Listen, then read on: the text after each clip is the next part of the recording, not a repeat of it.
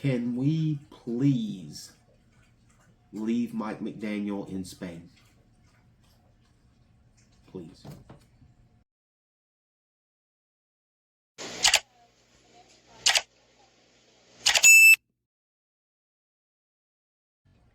Well, the good news is, got a win. 16-13 in overtime.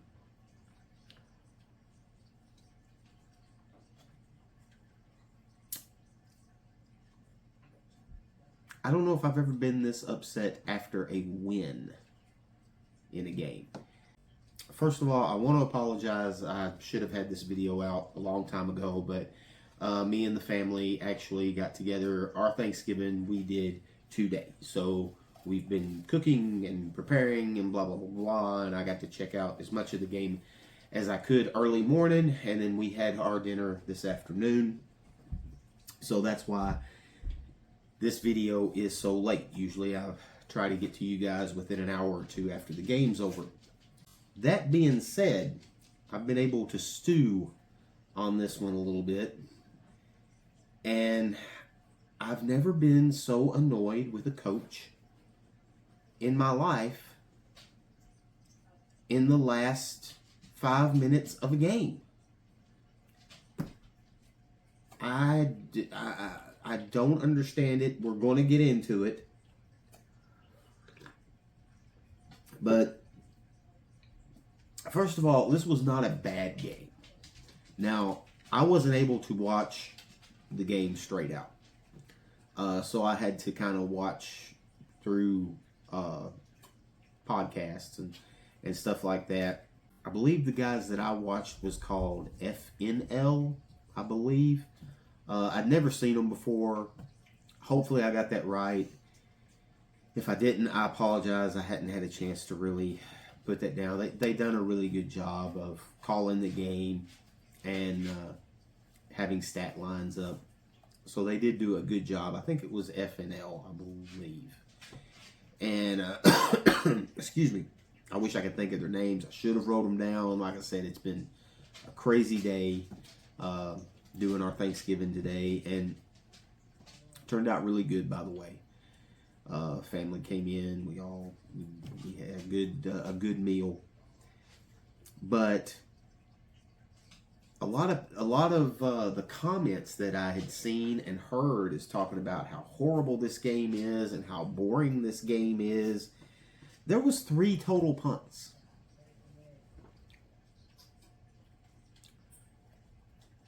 I mean, the game was going constant. It was a defensive game, but that's okay. You don't have to score 42-38 to be a good game.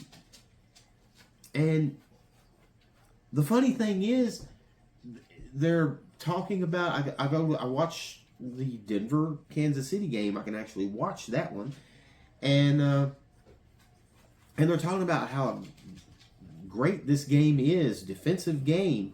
And I'm thinking, okay, which it wasn't a defensive game. Miami and Washington was not a defensive game. So the score is a little deceiving. But they moved the ball. Both teams moved the ball all day long. And then the defense would hold once they got inside the red zone. Both teams were this way. That's the way the game went the whole day. I mean, both teams only had 1 touchdown each. And it was just funny to me that they talked about this game and how bad it was. And then they talk about Denver and Kansas City and how great of a defensive game this was. So maybe I'm missing something, because both of these teams went up and down the field. Like I said, there was only 3 punts. Miami punted twice. Washington punted once in this game. So, I don't know. To me, if you don't like a game like this, maybe you just don't like football. We'll get into some stats, and then I'm going to get into some situational stuff that drove me absolutely insane. And I didn't even get to watch this whole game. I just got to see highlights and people talking about it. But Tua Tagovailoa, 14 of 20, 171 yards, efficient, no touchdowns, no picks. Haha, no picks. Devon Achane, the man again. Just absolutely having a tremendous year. 21 carries, 120 yards, 5.7 yard per carry.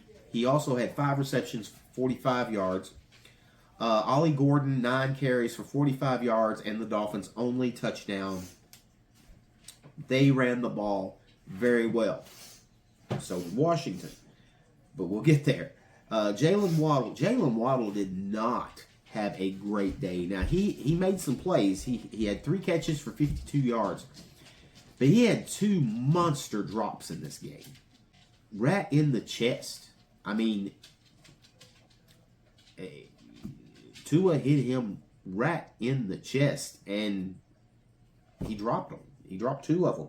And I love Jalen Waddle. I'm just saying he was off a little today. And then Malik Washington also had 3 catches for 42 yards. On defense, Jordan Brooks. Maybe he is just a little bit overlooked in the league.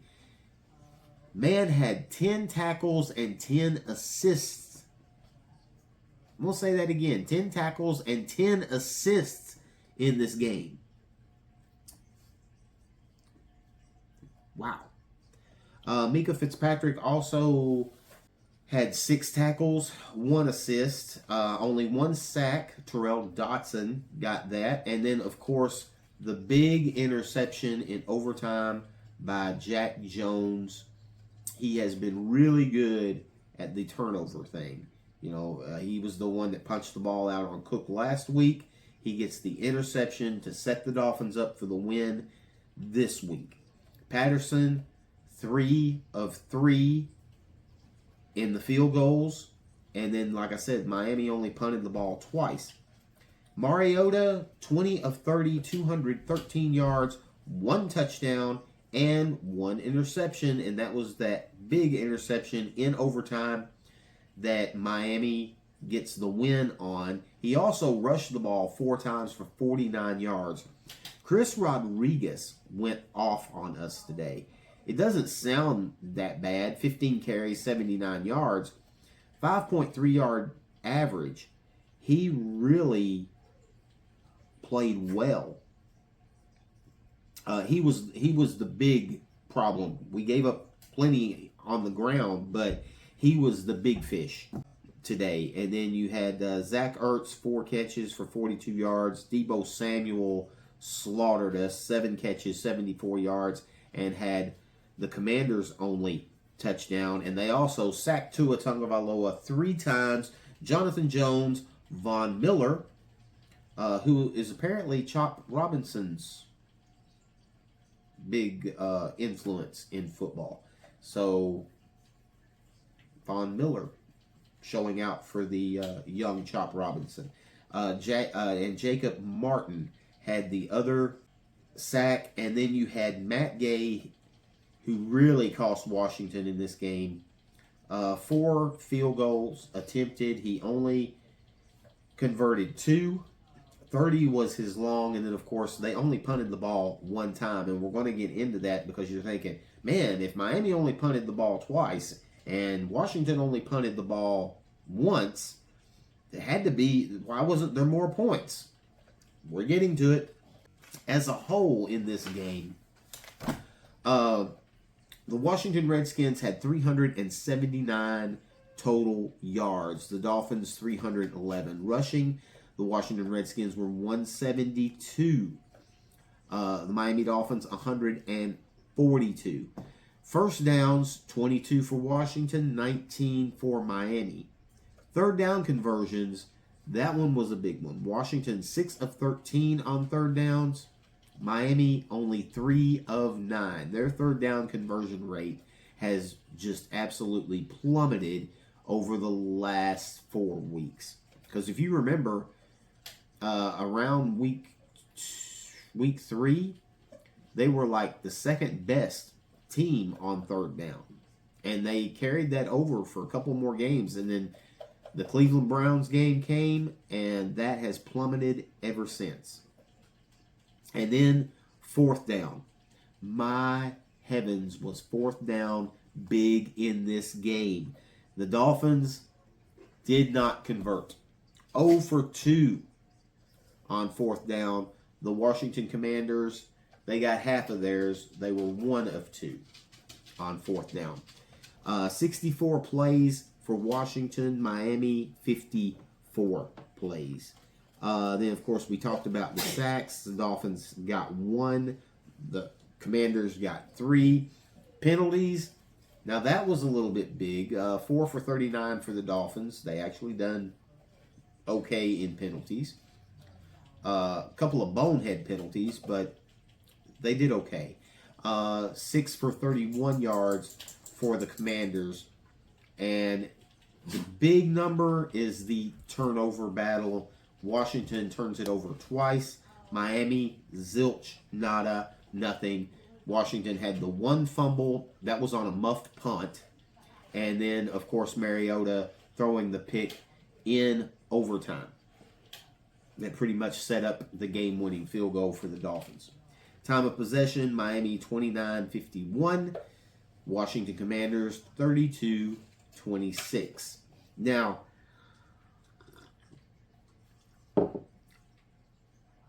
the reason I am upset about this game, it was not a bad game. It was one of those games. Both teams went up and down the field. It's just when you got to the red zone, the defense stepped up and stopped them. For both teams, the Commanders done the same thing to the Dolphins as the Dolphins was doing to the Commanders. Neither defense was stopping anybody until they got to the red zone. And all of the fourth downs were like inside of like they were in the red zone. And like, I know 2 or 3 of them, both of Miami's was like at like the 2 and 3 yard line. I didn't have a problem with the first one. And then we get the turnover. It's part of the game, but you start getting a feel as a head coach and the players as well. You get a feeling of how this game is going.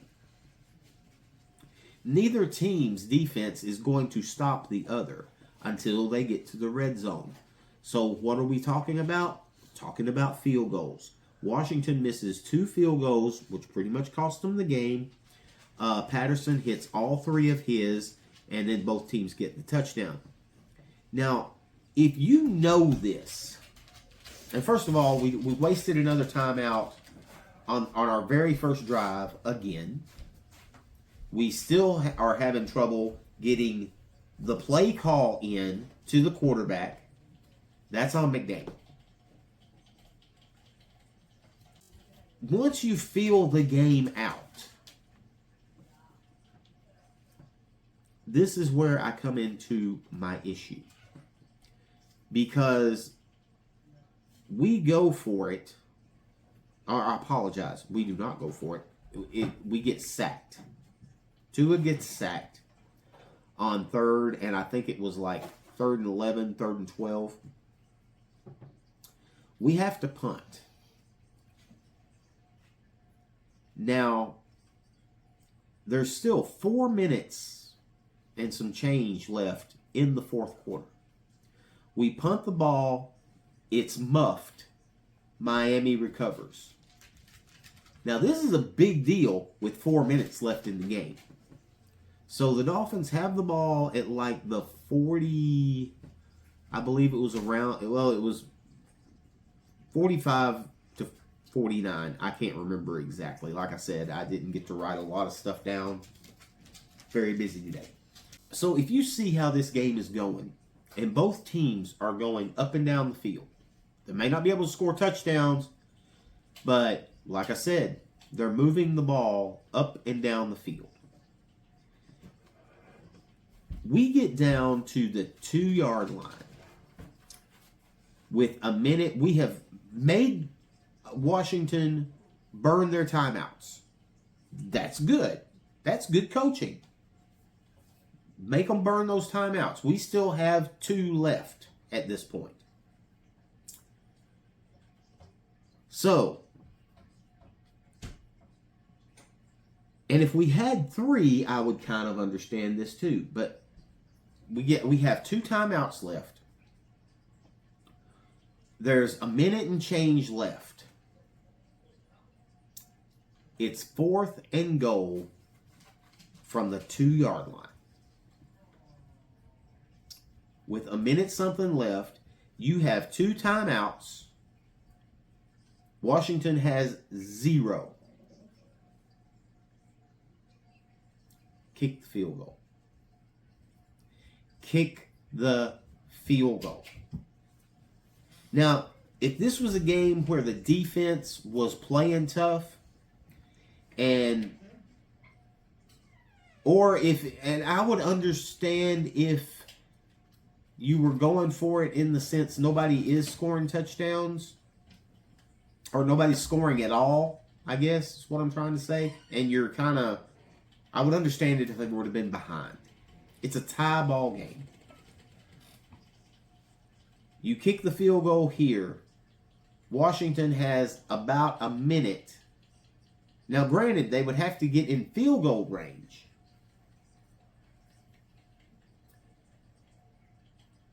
And who knows, they may only need like 20 yards, but you're at least going to you're going to get it under a minute with no timeouts left.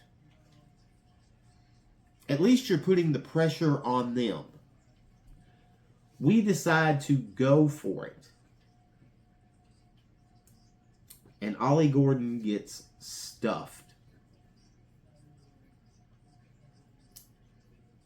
Now, if we had all 3 timeouts, I would have said, okay, this makes sense.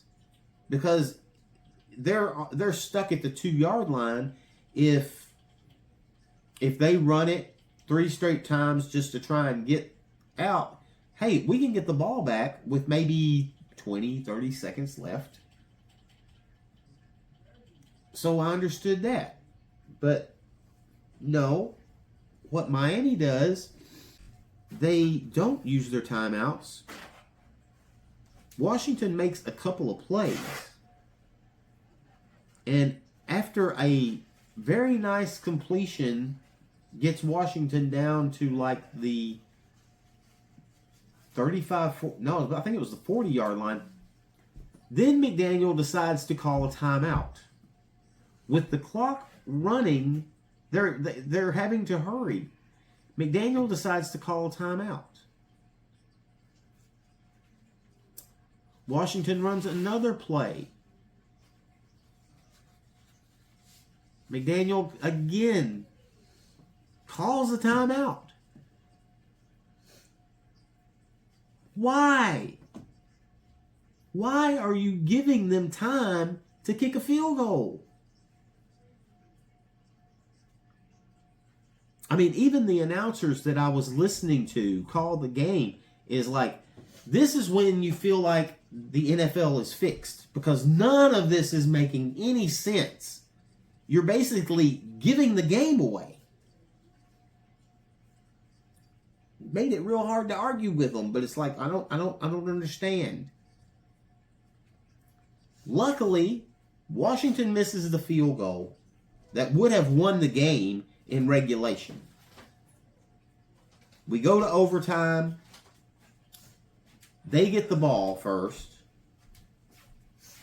And Mariota throws the interception to Jack Jones. And the rest is history. We run the ball down a little bit and get the field goal and get the win.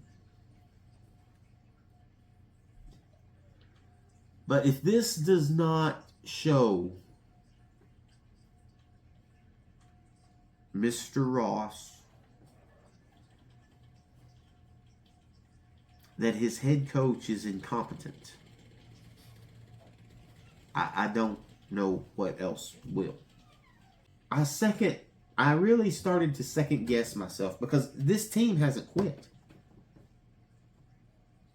Now, whether it's Mike McDaniel or just the fact that this team has too much pride to quit, I don't know.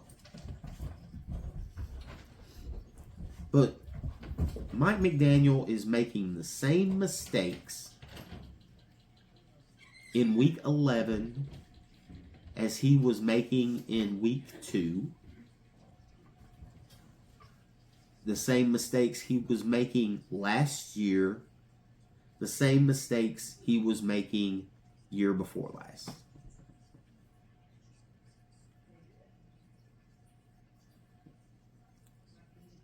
I don't understand. This was the worst clock management that I've seen in a while.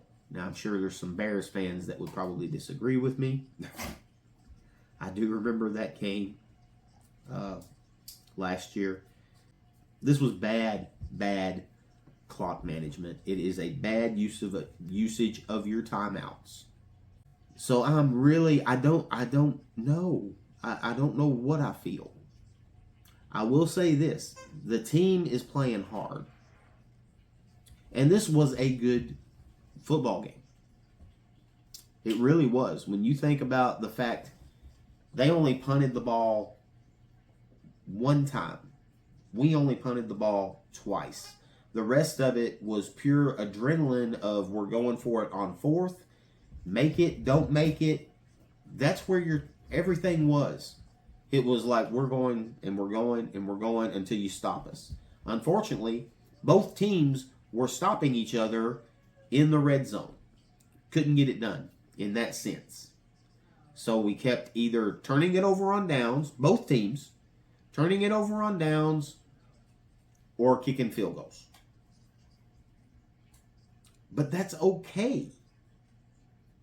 That is a good football game. It is strategy. I love it. But knowing that you cannot stop their offense, you haven't stopped them all day as far as stopping them. It's been bend but don't break. And you were bending the whole game. Both teams, both defenses is bending. Miami was doing whatever they wanted. Washington was doing pretty much whatever they wanted until you got to the red zone. And then neither offense could do nothing. And you decide to go for it on 4th and 2 with a minute left and them not having any timeouts left. And then you let them basically have your 2. I don't understand. I'm glad we got the win. Devon Achane is the franchise as far as I'm concerned right now. And thank God he got up. I was really concerned right at the end of the regulation. He had to go to the sideline. They were really talking it up that maybe he had a bad right knee. But he was back in for overtime. All's right with the world. Devon is fine. Jalen didn't have a bad game. He just did not have a good game. But we've seen games where Jalen has dropped a few balls. This just happened to be one of those games, and he dropped 2 that was right in the breadbasket, and he dropped them. Jordan Brooks is playing his heart out. Ollie Gordon is playing his heart out. This team has not quit. Now, we'll see where it goes from here. The only thing that bothers me is I'm afraid that Stephen Ross is going to look at this team has not quit on their head coach. They haven't. But there is only so much incompetence that you can accept from a head coach. And the last 4 minutes of regulation in this game proved Mike McDaniel is incompetent. That being said, we are on a bye this next week. I will be trying to get together probably next week, and we will probably do NFL standings. We'll get back to stats, league leaders. We'll probably go through a few videos like that because I think I believe this was week 11. I get confused with all the buys. I believe this is week 11. So next week when the Dolphins are off will be week 12. So that would be the third quarter of the season, and I will put together my third quarter stats and standings, and I'll try to get those out to you. It'll be a good time to do that since Miami is not playing. And if anything happens, obviously I'll make a video. We'll come on here and we'll talk about it. And guys, just like I said, leave a comment. Let me know how you feel. I know everybody wants Mike McDaniel gone. I get that. But at this point, how do you keep him? It's baffling my brain right now. But you know what they say in the NFL. Winning cures all. They won the game. Shouldn't have even got to that point. But it did. Jack Jones saved the day. And Patterson kicks the game-winning field goal for the Dolphins, 16-13. Guys, make good decisions. And fins up.